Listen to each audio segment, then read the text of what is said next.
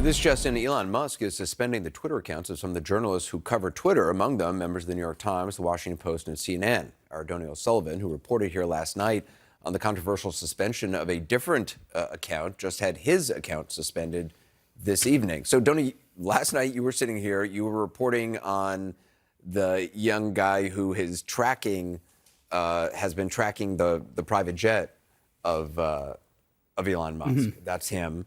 You did an interview with him and his grandmother. Correct. And apparently Elon Musk did not like that.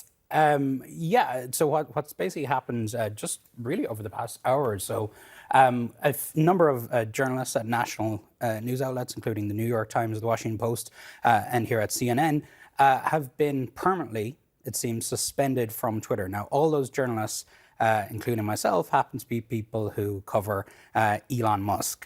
This is Elon Musk, of course, who the free speech absolutist, who likes the First Amendment. Drew Harwell, who's one of the reporters at the Washington Post who was suspended, he put out a statement saying, Elon says he is a free speech champion and he is banning journalists for exercising free speech. I think that calls into question his commitment.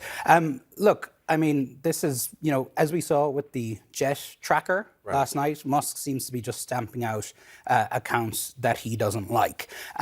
Which is, kind of crazy given his stance the line on he's speech. been. Now, let me just take a look at your. I think we have an image of your account. Yeah, so that's what I see when I try log in right now. It says your account is permanently suspended, and it says after careful review that they decided to kick me off the platform. In the minutes leading up to the suspension, and we were reporting. We were doing our job. We were reporting on what was happening with the Musk jet situation.